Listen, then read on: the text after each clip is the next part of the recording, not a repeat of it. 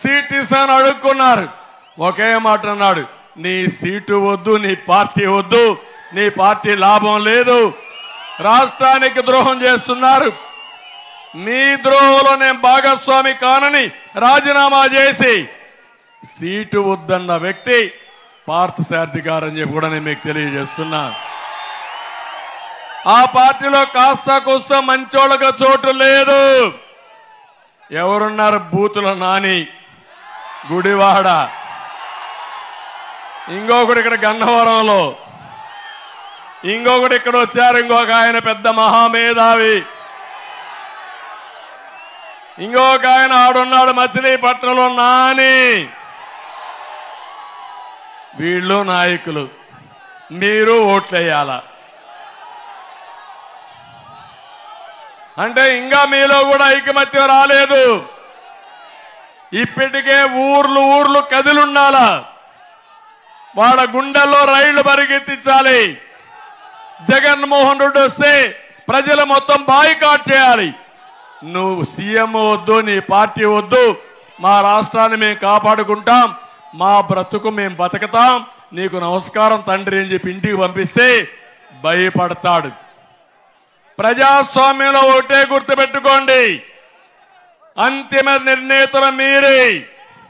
మీ భవిష్యత్తును మీరు కాపాడుకుంటారా, ప్రజాస్వామ్యాన్ని కాపాడుతారా, మీరే ఆలోచించుకోవాల్సిన అవసరం ఉందని చెప్పి నేను మీకు తెలియజేస్తున్నా. ఆ పార్టీలో ఒక 10 మంది ఎమ్మెల్యేలు చెల్లా చెదరైపోయారు, ఎంపీలు పారిపోయారు. కడాన ఎమ్మెల్సీలకి 4 ఏళ్లు పదవి ఉంటే నాకు ఆ పదవి వద్దు, నేను ఈ రాష్ట్రానికి న్యాయం చేయడానికి భాగస్వామి కానని పారిపోయే పరిస్థితికి వచ్చారు.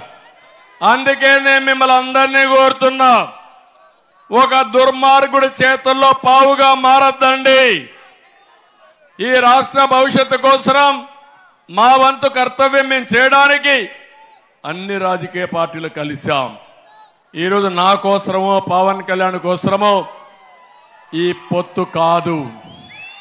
కేంద్రంలో బీజేపీ ఉంది, ఇక్కడ మేము కూడా ఆ పార్టీతో జట్టు కట్టామంటే 13 లక్షల కోట్ల రూపాయలు అప్పు చేశారు.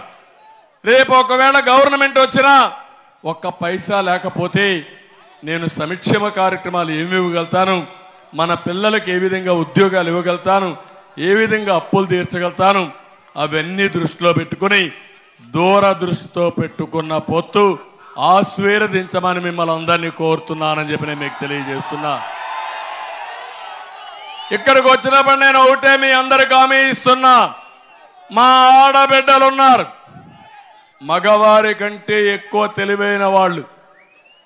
మొట్టమొదటిసారిగా ఆడబిడ్డలకి గౌరవించిన పార్టీ తెలుగుదేశం పార్టీ, గుర్తించిన పార్టీ తెలుగుదేశం పార్టీ.